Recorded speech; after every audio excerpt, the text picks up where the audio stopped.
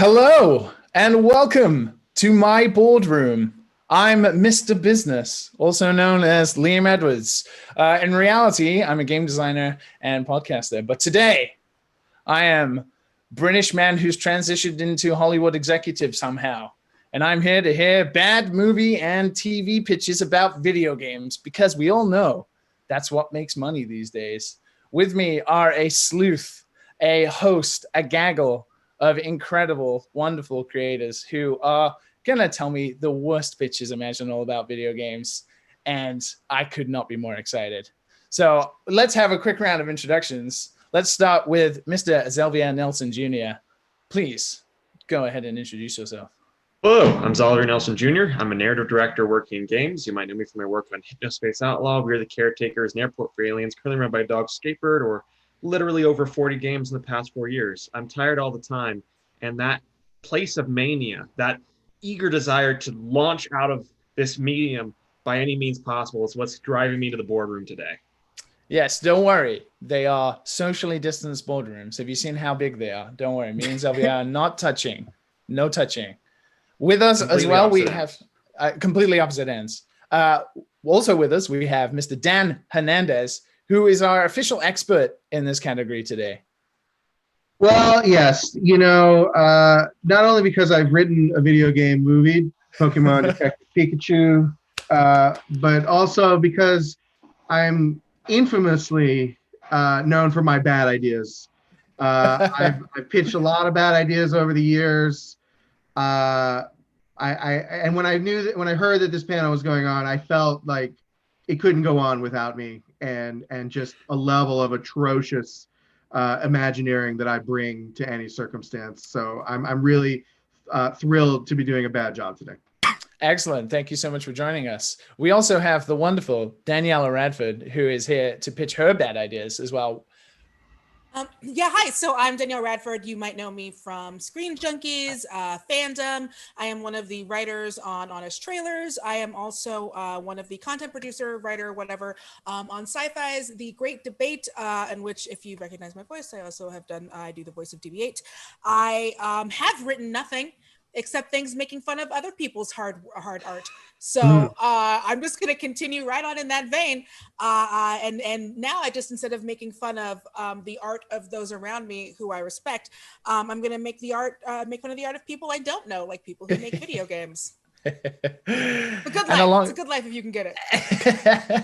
And alongside us, we also have TV writer and also former video game writer, Mr. Mike Drucker. Hello, I'm Mike Drucker. I am a TV writer. I've written on Adam Ruins Everything, Full Frontal with Samantha Bee, The President Show, Tonight Show, a few others. I was also a localization editor and writer at Nintendo of America, where I worked on Kid Icarus Uprising. I also did comedy with Danielle in Seattle, and I'm from the same town as Dan and did not meet him until recently. And face to face for the first time right now. Yeah. Incredible. We're bringing people together in this fake boardroom of mine. Can you believe such a wealth of talent, and the pitches you're going to hear today would tell otherwise, I can assure you.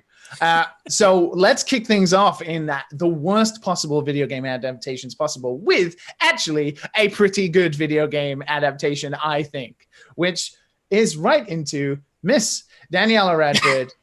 You are here with By Nook or By Crook. Yes. So my fake movie that I am pitching today, it is a Animal Crossing. We're doing an Animal Crossing adaptation. It is called By Nook or By Crook. Tom Nook he's just a bad guy. We all know this. He's a loan shark. He is a loan shark of these islands. And so in this, he is also not just a loan shark. He is a loan shark with a problem. Man's got gambling debts. He is in it up to his raccoon eye. And so the mob has sent someone to take care of this Tom Nook problem. The mob has sent their best hitman, who was going to go undercover as a lowly villager and see if he can find out not only where Tom Nook has hidden his hidden stash of money, and then he has to take care of the problem. Okay. Yeah. Mm-hmm. And so, but Tom Nook is the villager going to discover how much he loves island life? Is he going to be able to resist the mysterious charms of Isabel? We don't know. But we will find out. We will find out. All of your answers are questioned and questions are answered. This will be directed by none other than Mick G. Mick G will be our director, and it stars Tom Hardy as Villager, Paul Giamatti as Tom Nook. Okay. And burgeoning superstar Journey Smollett as Isabel. I'm looking for a budget of 50 million. Yes. Yes. The big point here, 50 million. Is this because we need to literally buy a tropical island in the middle of nowhere? Yes, and I've heard apparently you can just go to the Bahamas and just tell people you bought an island and do whatever you want on it, and no one actually needs you to pay for anything. So I was thinking that we could go out to the Bahamas and just take one of those islands over, and we would be fine. Most of this is going to actors' salaries. In order to get into the full raccoon makeup without making it look like blackface, that's going to cost at least $20 million of our $50 million budget. Yes, I believe that could be an issue. Having Paul Giamatti be painted brown and dark brown could be quite problematic. We got to please those SJWs. Am I right? We got to make sure that we're not doing that, right? So let's make sure that we're doing everything above board, and that's at least. Oh, I'm sorry, I said 20 million. It's going to be at least 25 million for the extra 5 million. Don't piss off SJW insurance. Can we apply the tech used to erase Superman's mustache in the Justice League movie to this racism problem? Oh, you bet we can. Oh, you bet we can. Can I pitch a scene? Yes. The assassin and Tom Nook are walking on the island that we've bought, and they come to a railroad track, and then there's a little pedestrian walkway across, kind of like a sky bridge, and Tom Hardy turns to Tom Nook and he says, "What's that?" And he says, "Oh, that's the Animal Crossing." Dan, I couldn't have said it better myself. That's so beautiful. See it. I love it. What do you think? A single tear, just like one deep Bruce Wayne in the new Batman mascara tear just dripped down my face. That's the Oscar clip. That's how he's going to earn his Oscar through this. So I want to return to the Tom Hardy villager conundrum we have here, because Tom Hardy, well-known character actor, right? But villager doesn't speak. Now, we've had issues with Tom Hardy characters in the past with people not being able to understand him. Is this a case where we're going to have Tom Hardy try and talk and he just has a muffling voice as usual? Or are we just full blown not going to have Tom Hardy talk at all? Well, see, that's part of the mystery, because he is the villager we think is strong and silent type, but it turns out that he might have a secret past with young Miss Isabel, and so if he winds up talking, she might recognize his very distinct accent and weird character choices, Rob Pattinson style. And so, in order for him to not do that, he has decided that he, as the villager, is not only coming to live his new life, he's also maybe a monk. Do we spend predominantly, let's say, 60 to 70 minutes of the 120-minute runtime watching Tom Hardy just go around an island digging holes and chopping trees? Yes, and the other 30% is watching KK Slider songs. Okay, well, the 50 million budget is going. It's going places. It's really going places. The trailer would have like a really downbeat KK Slider song, like a Jordan Peele trailer. Like a remixed version that just throws everybody off. Do you feel like buying my radishes? Is Daisy May like the informant? She has like all the hidden information on Tom Nook, but you have to buy the turnips to. Oh yeah. Well, that's to get that info. Well, because that's part of Tom Nook's problem is the gambling. Of course, the local bookie is going to know exactly how to get into what Tom Nook needs, definitely for sure. And I was thinking that she would be played by a Charlize Theron. Ooh. I was just thinking, who are we going to cast as KK Slider? I feel like Jack that's Black. You can convince Jack Black to do this for no money. He would fly himself out to do this. I don't think you guys are thinking bad enough though, because let me school you a little bit. Whatever your worst idea is, make it worse. If you're a real executive, would be like, look, KK Slider, yeah, we could get a talented person, or we could get a TikTok celebrity. Yeah.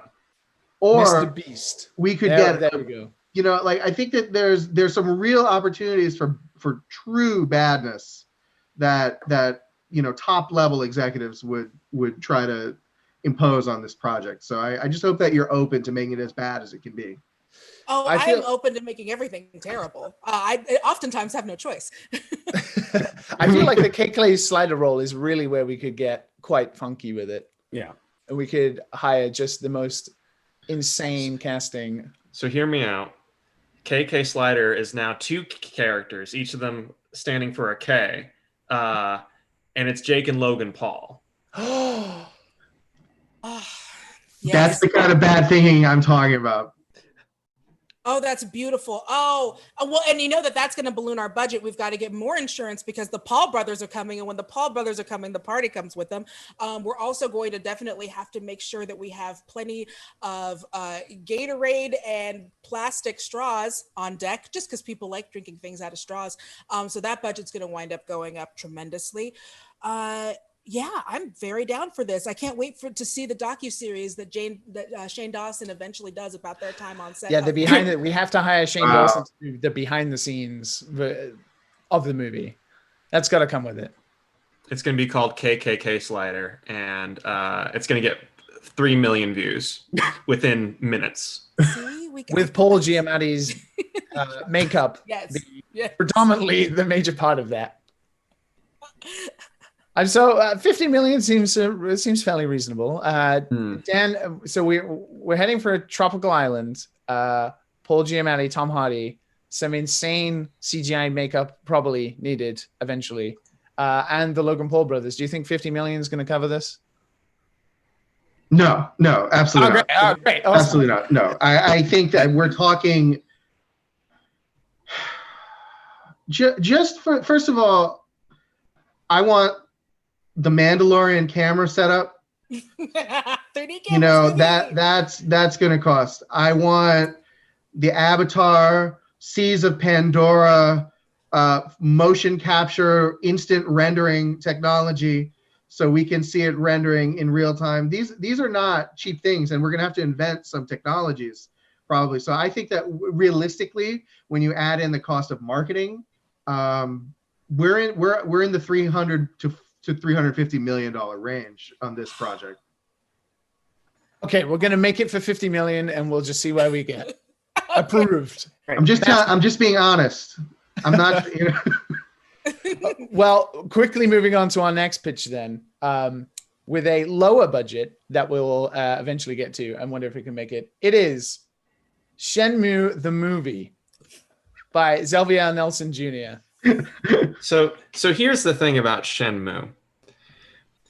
We had to debate. It took a lot of convincing in the boardroom to convince the executive team to not change it to Shenmue and change it to a farm in rural Kansas and have the main character be played by Timothée Chalamet. So already this movie existing is a victory.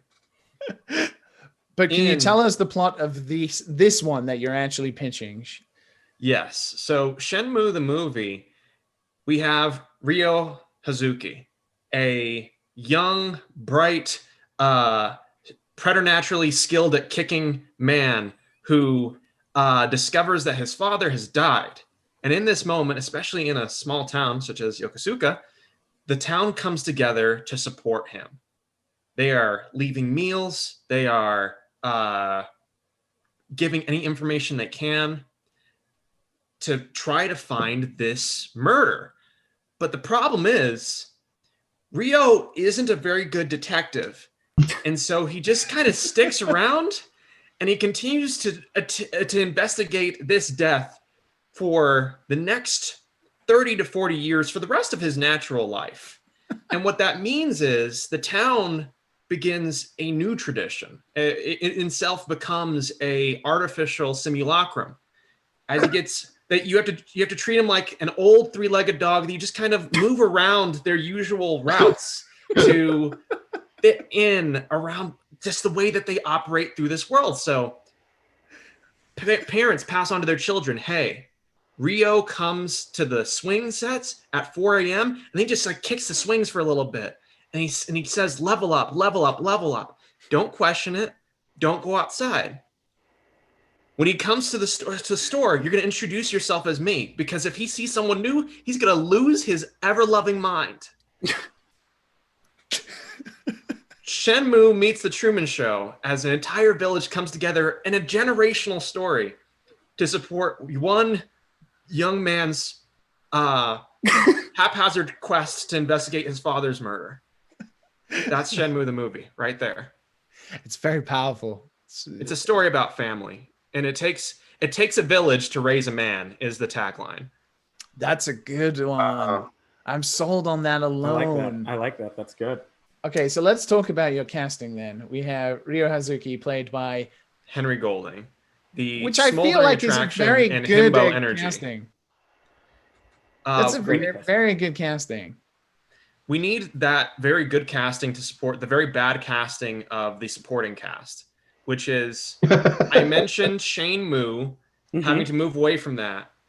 Unfortunately, we have retained an all-white supporting cast. So Margot Martindale, Walton Goggins, heroes, character actors. I love all of them, but they are all in Japan, and we never really explain that. And Walton walks up and says, "Hey, I'm Yokosuka. Hey, Ryo. I need you to drive a pitchfork launcher. I'm trying to think of there's a thing that moves up and down. You drive it in the Shenmue games. A forklift? Pitchfork launcher. There is nothing that says all of us are nerds more than trying to remember the word forklift. You remember, it was that level that we all really liked. Remember that it's like a truck, but not really? It's like a lifty. Lifts things. The only time I've ever seen one is in Shenmue. So here's Walton Goggins saying, hey, drive a forklift. And everyone's really going hard at this. And Henry Golding is sort of holding it all together. Again, it is about family. This is directed by Taika Waititi. It has a budget of $4 million, the same budget roughly of like What We Do in the Shadows and Hunt for the Wilder People, because we're operating on a small scale. This is a very low budget. It's indie level budget, but you're trying to convince a whole village to be. Are we paying them in rice because it's Yokosuka and we can just, Well, as I mentioned, we're replacing them all with white people. So white people are expensive. Unfortunately, yes, they demand a certain price. So the thing is, from what I've learned of colonialism, you can take a place that is owned by other people and just move white people in, and it costs nothing. I have heard that. So if we can get Walton Goggins moved into a small village in Japan today, no cost. He's not doing anything, so it's fairly easy. He already finished his Marvel movie appearance. When is that Marvel movie money going to come back in again? We don't know. It'd be fairly easy. I do feel rather sad just watching Henry Golding sort of walk around like a mentally deranged patient that you feel sympathy for, and he's just been guiding along like on a tour every day of different spots in the same village. He's a handsome young man. The real sadness is for like the village who has to come up with yet more obvious clues to try to get him to leave the village. Like, I think I saw Lon D looking pointedly into the camera, go that way. And he turns that way and he sees a wall and he's like, he couldn't go through a wall. There must be something more afoot. And he walks away before you can do anything. He runs so fast. He's so athletic. I think you just don't understand Japanese culture. Can confirm. So the one thing I want to talk about is we obviously don't have to cast Lan Di because, as would be true to Shenmue, we have never seen the bloody guy. So don't need to cast him. That's a start. But if we are going to cast something important, who are we going to cast as the forklift? It is an integral character to the series, to the game, in everybody's memories, beloved character. Who is Henry Golding going to be writing to do his mini games? Oh. No, because I had one, but also then I put that because Danny DeVito, but then a lot of other things happened all at the same time. I feel like that's that's how it's going to be sold, but we're on a $4 million budget, so we're going to have to get somebody cheap. I feel like we can do this because Walter Goggins. Somebody with legacy. Mike, do you know anybody who could play a forklift? A forklift? Like forklift as himself? Or herself? It's 2020. A forklift can be a girl. That's true. Yeah. It can be. I think that there might be an opportunity to use, the holographic technology to get an actor from years past. Is it Toshiro Mifune as the forklift? Is it someone is it Peter O'Toole? Is it someone who's no longer with us? Christopher Lee. Oh, good choice. And I think, and I will say one other thing, at a $4 million budget, is there a branding opportunity with the forklift? Is it like a JCB? Pepsi's Shenmue, the movie? Is it Hewlett Packard presents Shenmue the movie, and we make it so that the forklift actually is, with our brand partner, that it matches up. So we're getting an influx of cash. So you're saying with this partnership deal and the act of necromancy we're considering, it's not Marlon Brando as forklift, it's Pepsi's Marlon Brando as forklift. That's exactly what I'm saying, and I know that know that you're an artist, but sometimes the rubber hits the road, and you need to think about the economy. What's green? What are the greenbacks saying? And I think that if you're willing to make a few artistic compromises, maybe your budget stretches a little farther. That's all I'll say. We already have the Mandalorian tech left over from filming By Nook or By Crook, so we can use that to bring back any beloved actor. Yeah, especially if the forklift has a gamer chair. Like that's where all the good money is. So. Oh my!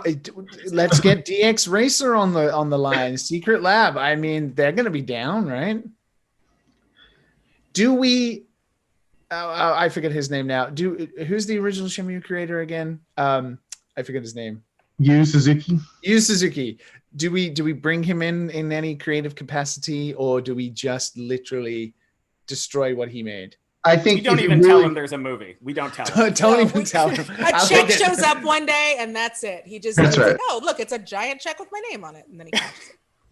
I say we use the holograms to, in fact, replicate him inside of the simulation. And whenever we need like extras, as far as like we've already spent all of our money on white people, we'll just have a bunch of Yu Suzukis replicated. Oh yeah, we can cut the budget out with hologram technology. Yeah, just lots of Yu Suzukis around. That sounds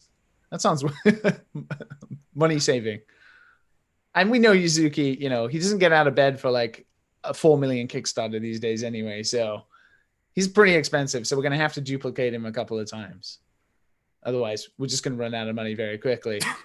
But it's very important in any of these to remember we have to violate the spirit of what people originally liked. Yeah. Okay. Yes. It's imperative that whatever it is that people liked about it, we shit on it as much as possible. And so we're making Shenmue 3 the movie.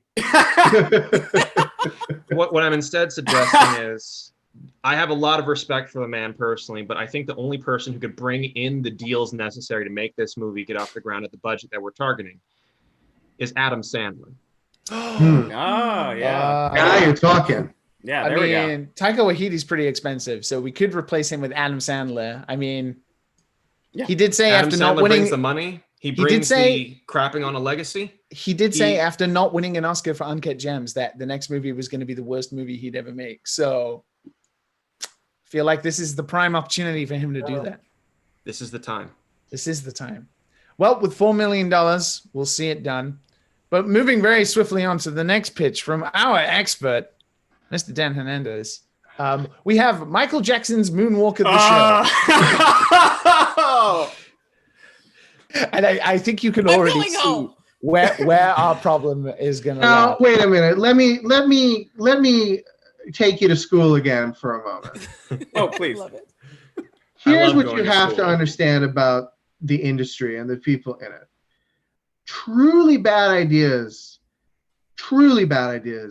have to be so bad that someone thinks it's a very good idea. That's how Cats the movie happened. Thousands of people got together and were like, not only is this a great idea, people are going to love it. We should spend as much money as possible on it, and we are all going to win Oscars. So when I was approaching what would be the worst adaptation of a game into a, in this case, a TV show. TV show, yeah. We have to remember this is per episode now. I thought to myself, what is a flashy piece of IP? What is a flashy title that should be avoided at all costs, but that some executive would talk themselves into and go, you know what? Maybe, I mean, great music, great special effects, you know, a huge name. Maybe there's a way that we pull this off. You know, do I know how to do it? No, but I'm going to hire some geek writer and they're going to figure it out. And so that's how I arrived at Michael Jackson's Moonwalker, the show. I don't know if anyone... Incredible title. Yes. And I don't know if anyone's ever played. This is old school. There was an arcade version of it, but there was also a Sega Genesis version of it, which was much worse. It's based on the Sega Genesis version. The plot of this game, if no one has ever played it, is Michael Jackson walks. It's a side-scrolling sort of half beat 'em up where Michael Jackson is looking for children who are hiding from him. This is true. I'm not making this up, and I present it without comment other than that is what happens in the game. Now, And that's what will happen in our TV show as well. Absolutely. It's Now, true. It's true to the game. You might say to yourself, or you might say to me, Dan, aren't there some problems? Aren't there some kind of, I don't know, isn't this a sensitive subject? And my answer would be, to be truly bad, yes, but here's what we're going to do. Along with Michael Jackson's Moonwalker, the show, we are launching another show, which is The Search for Michael Jackson. It is going to be a reality show along the lines of that show where they cast the new cast of Grease. Do you remember that years ago? Oh gosh. Yeah. So we're going to do a worldwide reality search for the person, because think about it. There's two ways to go with this. We either cast an unknown via a reality show, or we get someone who truly, you know, a good actor. We need to get like a really good actor who really wants to ruin their career. and I think that those are the only two ways to go on this. And we don't have the hologram tech anymore because it got destroyed after Danny DeVito Yeah. No, well, destroyed I'm glad the that set you of mentioned. Shenmue movie. I'm glad that you mentioned that, because Moonwalker. Has anyone seen Moonwalker the movie? Oh yeah, I have it memorized. So, as you know, a young man named Joe Pesci plays the bad guy in that movie called Mr. Big. And Mr. Big wants to sell drugs to the children. And Michael Jackson has to stop him. So my proposal is much of the budget, and I'm talking, I believe Game of Thrones had a budget of about $10 million per episode. We're going to need to probably double that, because my proposal is to use the Irishman de-aging technology Yes. on Joe Pesci, reprising his role as Mr. Big in Michael Jackson's Moonwalker. A few other points that I think I should mention about the real game and the movie. In the movie, Michael Jackson, it turns out, seems to be an alien of some kind. And he's able to turn into a car. I forgot about that. He turns into a giant mech. He turns into basically a Robotech at the end of the film. Got every demographic covered. So, again, here I'm going to take you behind the curtain for a second. Sometimes, and Mike, you can probably attest to this, and maybe it's the same in game design. I don't know. Sometimes when you're in these meetings with executives, they will ask a very leading question that has a clear answer. Yeah. And you, as the person pitching, sometimes have to kind of like be like, okay, there's a clear answer here. It's pretty obvious what it is. And so I'll give you an example. Mike, were you thinking that Michael Jackson's Moonwalker, the show, was going to be like super expensive and like every episode was going to be like, I don't know, like $20-30 million? Or were you thinking it was going to be more like contained? Maybe there were going to be some interiors. Maybe we keep the budget, a little under wraps. What were you thinking in that respect? Oh, I think it's going to be much cheaper than we think, and it'll be cheap, and we make it cheap, and yeah. So that's the right answer. But in this case, no. In this case, it's were you thinking that you were going to have like a live chimpanzee to be Bubbles, or were you thinking like maybe we don't need Bubbles the chimp? My answer: we need a chimp. We need a chimp. We need the chimp. We need $20 million an episode. And by the way, one funny thing, I was watching a Let's Play of the game. The game is a side-scrolling beat 'em up, in which Michael Jackson plays his own character from the video Smooth Criminal. So he's in his full, gangster getup. He also does it in the movie. And it's basically like a side-scrolling beat 'em up. You fight the zombies from Thriller, and his special move is that he can make anyone dance at any time. That's kind of like it's kind of like Streets of Rage with the bazooka, except he makes everyone dance. The final boss of Michael Jackson's Moonwalker, the Sega game, literally becomes a different game. It becomes a Star Fox-esque space shooter when Michael Jackson turns into a spaceship. So and how do we practical effect this, or we have to go to we have to go to space. Liam. We're going to space. Clear answer. The clear yes. Yeah, the clear answer. Is this the thing that Tom Cruise was talking about shooting in space? Is it this movie? I think that Tom Cruise is Michael Jackson in Michael Jackson's Moonwalker the show is exactly the kind of bad casting that would ruin his career. And so yes, I think that he's on the short list. Scarlett Johansson, of course. We'll talk. We're making a list. That's if we don't go the reality show route. We have $20 million an episode. What if we had a robot play robot Michael Jackson? What? That's really interesting. Like if we went to Boston Dynamics and we said, price is no object. Yeah, those creepy robots with all of the legs that run. Give us 40 of those creepy robots with all of the legs that run. Yeah. Can I be very clear as well? We have to have a robot monkey version of Bubbles that sits on the robot mech's shoulder as well. It's a done deal if that can happen. Look, you're the money man, boss. You tell me to jump, I say how high. You want a robot Bubbles that sits on Michael's shoulder? You've got it. That's what I do. That's my job. Okay? I'm here to facilitate what you need, whether it's the right thing for this movie, whether it's artistically just prostituting myself. I'm not concerned about that right now. What I am concerned about is getting a green light right now in the room for Michael Jackson's Moonwalker the show. It's greenlit already. We started casting. The reality show is filming next door. We're finding the next Michael. Who were the judges for the reality show? Oh, that's a great question. We have to have Simon Cowell. Simon Cowell. Yes. A giant sentient Coke, just a Coke, one of those big cups. It doesn't have to say anything. We just assume it always says no. I think we could also, speaking about subsidizing this budget, we could get the giant Gillette razor from all of the Game Awards things. The stick robot, yeah, and it hits like the golden buzzer, the one that allows people to go through to the next round. That's all it does. It just sits there. Sometimes I believe one of the judges is one of the free characters from Raid Shadow Legends. So that's a great, and we appreciate our friends at Raid Shadow Legends. Thanks for sponsoring this panel. Thank you for sponsoring Michael Jackson. I know it's kind of.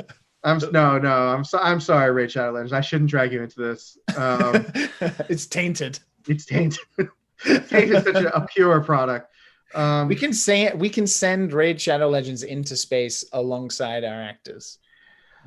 All I'm saying is there's someone right now in Los Angeles who would have heard this pitch and gone,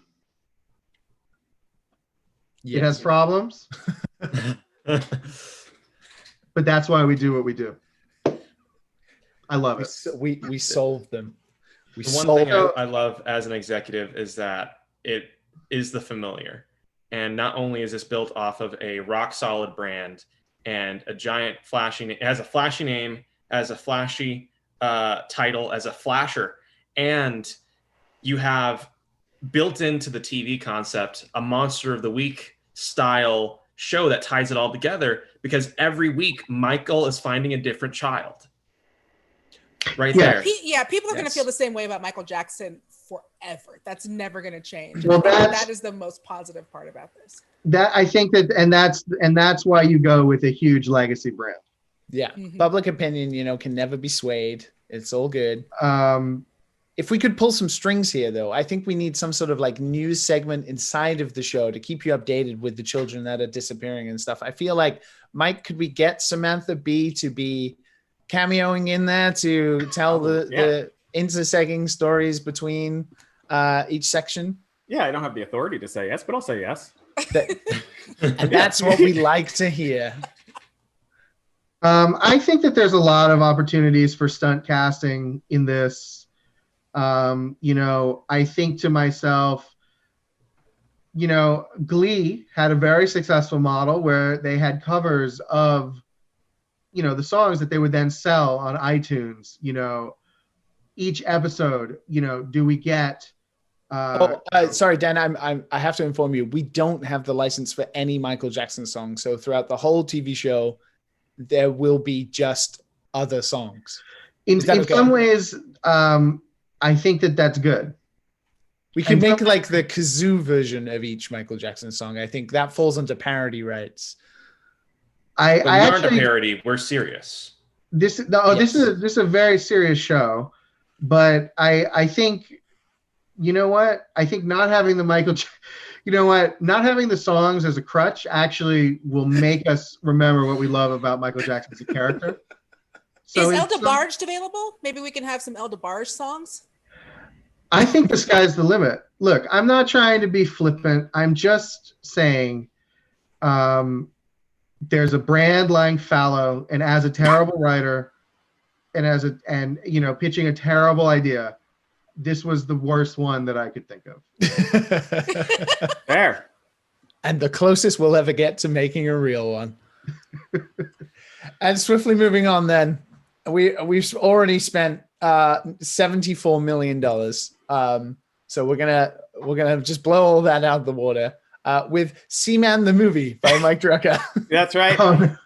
Buckle up. I did a little more work on my presentation than was necessary. Next slide. Rolling. What is Seaman? What is Seaman? What isn't Seaman? Seaman is a Dreamcast game in which you raise a seaman. A seaman's a half man, half fish that you raise. Speaking to the microphone, we've gone out to Josh Gad to gauge interest for the role of Seaman. All right, we don't have a relationship with Josh, so we, there's, we'll talk later. Let's talk later. This is good. This is going to make this even better if that is the case. Precedent. Seaman the movie, the story. In the year 2021, science is mankind is at a standstill because of war and stuff. The air is really bad, so two rival scientists want to make people be able to live underwater, so they both try to make their own Seaman, played by Josh Gad. But they can make their own but can they make their own Seaman before it's too late to do that? And what if Seaman has a few ideas of his own? Uh-oh, sounds like this is going to be a lot of work. Next slide. I spent like 2 hours on this slide, so you guys have to hear it. Act breakdown. Act 1, the world is in danger. Two rival scientists are trying to discover a way to make people live underwater. Act 2, one genetic experiment on a harvested embryo results in a Seaman, and everyone is really excited. Seaman is a big media story. Act 3, Seaman, now famous, forgets his friends and how he got there. His friends are now disappointed and leave him. Act 4, Seaman realizes his mistake and reunites with the two scientists who are still the main characters, ? Act 5, TBD pending Josh Gad attachment. So, a question. So, from what I understand of the act breakdown, we don't see Seaman and Seaman the movie until Act 2. Yeah, it's like a horror movie. You don't see like Freddy or Jason right away. You can maybe get some hints. But you gotta it's like Godzilla, you know, the whole of Godzilla where you only saw his foot. It's like the really political Godzilla movies where you have to go through a lot until you get to Godzilla. Yes. So we have audience and demographic.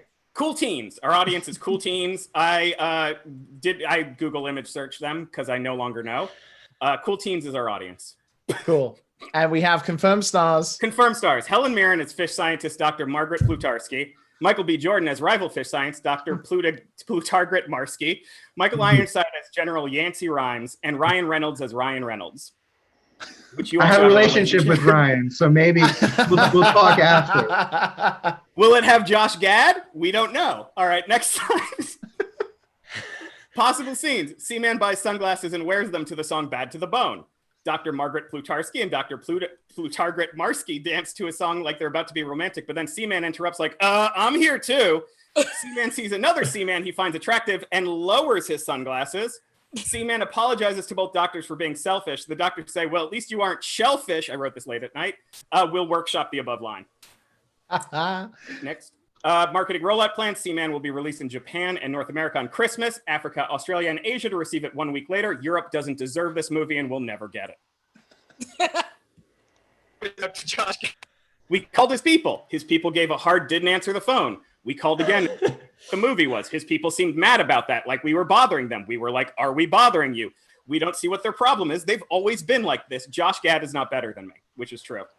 Question. I'm sorry that I keep raising questions. I'm the executive at the table who just keeps asking questions. So it seems like a lot of this pitch relies on Josh Gad, not just our feelings about Josh Gad, but just Josh Gad's presence in general. What happens if Josh Gad is not available? The movie falls apart, then it's not made. I'm sorry. Studio Canal would only buy it if we got Gad. Can I ask another question off the back of that, which is, please, can we have Seaman but with Josh Gad's face, but keep George Takei's voice? Yeah, we can totally do that. Okay, do that. I'm in. George Takei's voice coming out of Josh Gad is music to my ears. I think that's correct, and people would be fine with it. Potential challenges. Nobody remembers the game Seaman outside of people who ironically bring it up at a PAX panel. The concept of a half-man, half-fish that evolves into higher and higher beings over a short period of time may fill some with a sense of dread. The name Seaman reminds people of jizz, which is contrary to our G rating. Next.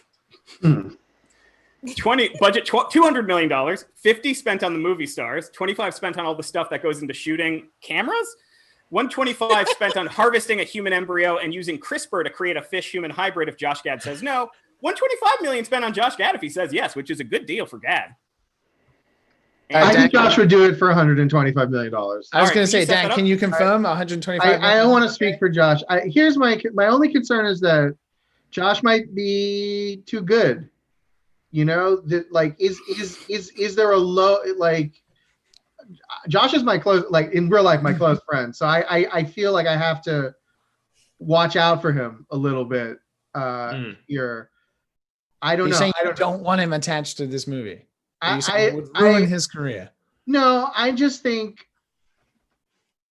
is there an out of the box person that we could, you know, I mean, I don't know. Like this CRISPR idea is very appealing to me because let me tell you why. Actors are very difficult. However, if we could breed one from the DNA up, Do you have Josh Gad DNA lying around? No, let's let go of this Josh Gad idea. We could tailor. I think what Michael is proposing is that we could literally build a Seaman that will do whatever we say, that does not going to care about union hours. Okay, that doesn't need a trailer. That doesn't. It's not technically a form of life. Not technically a form of life. Is it even covered by, I don't know, a UN convention of any kind? We don't know that. That's all legal. We're going to let the legal scholars figure that out. But what we do know is that this Seaman that Mike is going to create is ready to be the star of this movie and work his ass off to make it a success. And that, to me, is very appealing. Mike, are you a bit disappointed now Josh Gad is not attached? Oh no, Mike, what happened? You're so powerful. Your voice has disappeared. Right. Josh Gad's powers are stronger. Silent protest. Can you hear me at all? Yes, Yeah. you can. Now we can. Okay. Sorry. So, are you still attached now? Josh Gad may not be. I would like Josh Gad attached, but you know what? I'm willing to work with the scientists on breeding a Seaman, and we could delay the movie. So, is us building a Seaman or getting Josh Gad basically the movie? Because that's kind of what your act breakdown consisted of anyway. It's either or. It's either or. Have you considered then pitching it as a docu-series? So you have the movie Seaman, but then you also have the tie-in. Yeah. Like, imagine if Fire Festival owned the rights to the Fire Festival documentary. Suddenly, they're making money on both ends. Didn't they own the Fire Fest? They did own it, right? One of them put money in it or something. Their marketing team. Their marketing were team. The people who made one of the documentaries. And I gotta say, I think that in some cases it's illegal to make money off of a crime, but this isn't a crime. Is love a crime? Is creation a crime? Is the birth of something new in the universe a crime? I don't think so. Also, I'm really excited to see those scenes where Seaman learns how to act and finally breaks into creating a character, because I have a feeling that we think that Seaman's gonna go method, and I think that we're right. I think that he's a method actor. Can you imagine the scene where he says his first word? He's going to dissolve into this role. Yeah. Can I ask a question? Mm-hmm. If I recall correctly, Seaman, it had a virtual pet component to it. Yeah. Did not so do you think that there are any interactive opportunities for the theater goer?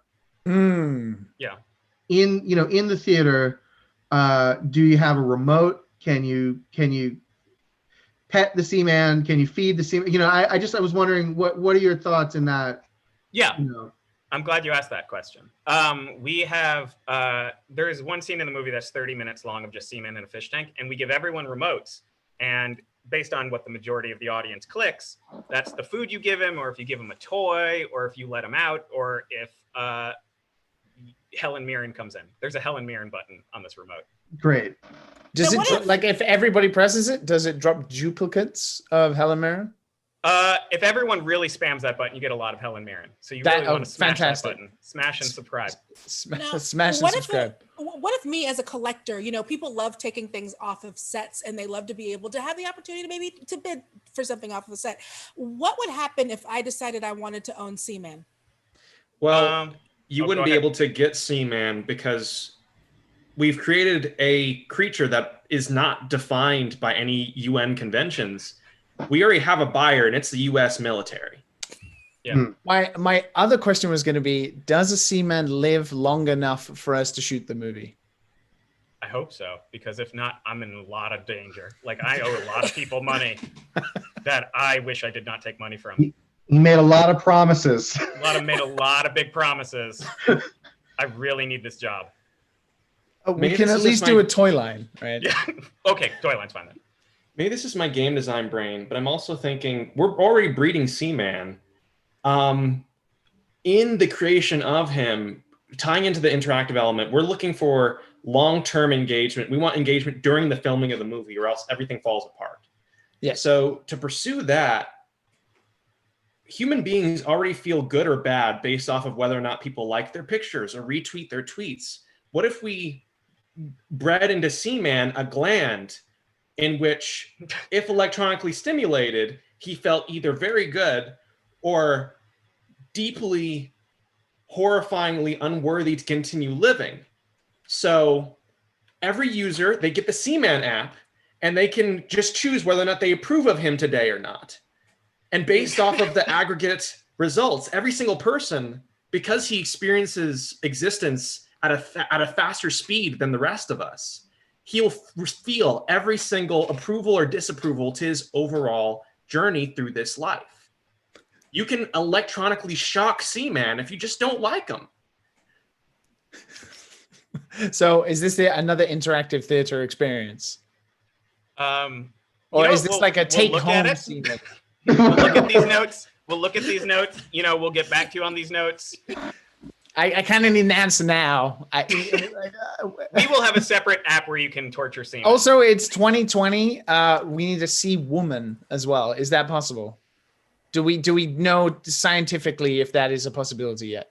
It's a possibility, but no scientists have worked on it yet. So, but we'll release it as, we won't release it as a sequel, but we will release it as a PS5 launch title as its own name. Excellent. Tying into the next generation. Women swim different. Like women swim they swim differently than men do, so it takes like longer for you to do that. They also understand the Geneva Convention a little faster than male seamen. So we can exploit the male, the sea woman maybe not so fast. We're subverting gender politics with Seaman the movie. Yeah, that's the goal. That's at the core. That's the goal. The only thing I'm slightly worried about is who's going to be responsible for putting down Seaman at the end of shooting. There's sort of a raffle with the cast and crew. You know, like a rap party where you give out like jackets or something. One person gets to kill him. Okay, all right. I just, as long as, I mean, because there could be a brand opportunity there as well. It could be a special one-off episode. You know, like when Tiger King had that additional episode after it became popular. We could have the death of Seaman. Just something to think about. Christmas special. I'm just spitballing, you know, but I just, you know, just seems like an opportunity. And I'm not saying Gad won't do it, by the way. I really want to be clear on that. Right. I don't want to. Could you call Josh right now and ask him? Would that be possible? Hi, Josh. There's a movie here. I could. That's the response of someone who could but will not. I could do that. The thing is, Joel McHale would be very handsome when he shot Seaman in the face, and that's something that we can't really ignore. Again, people don't Tiger King really like episode. him, and if people love Seaman, right? People don't really like Joe McHale, so like I feel like it's a good casting for putting down Seaman in the special. Mm-hmm. Mm-hmm. Although I kind of want to do it myself. Well, I mean, as executive producer, that's your right? Yeah, I mean, I did pay for him. Listen, if you want to kill what you created, that's fine. Yeah. I mean, for $200 million, I better be having some fun. Honestly, you're much more like a film executive than you think you are. Yeah, you really are doing a good job. I see no difference between.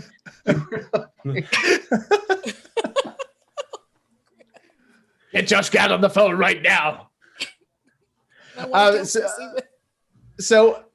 Before, I mean, we have to roll out of this boardroom. I mean, the boardroom is booked for another meeting. There's another line of pitches coming along very soon. But if we were to just roll back, and one of these was realistically going to be a movie that we passed on to our beloved Dan Hernandez and was like, Dan, please deliver in the future. What movie are we thinking would realistically become the movie that would be the next Detective Pikachu blockbuster? Mike is very biased. He's created masterful genius and feels like that's the way we should go. It's hard. I feel strongly about by Nook or by Crook, but by Nook by Board or by Crook is actually good. Whereas I feel like after a stunning success adapting the Detective Pikachu license, what better fate for Dan Hernandez than to have to bring Michael Jackson's Moonwalker, the show, into being? That is true. You know, I always want to see someone work on their passion project. Like, you don't want to see someone work on something someone else did. You want to see them really get their foot in it and show, like, hey, 360, I'm in charge. This is what I bring. So I'm going with the Moonwalker project. Let me just say one thing. If you knew some of the things that I've pitched on in earnest, being like, I am so excited about Cheerios the movie. That's a made up one, but not that much better. So let's dispense with any sort of giving me any sort of artistic credit whatsoever, because I know what I've tried to do, and it would disgust you. Disgust you. That check wouldn't disgust me though. By the kinds of things, by the kinds of projects over for Cheerio the movie. that I please, not just I want to write this. Please let me write Cheerios the movie. Yeah. I'll do anything. But here's what I think. I think the movie that is the right balance of bad but would actually be made is Seaman the Moon. That we have it.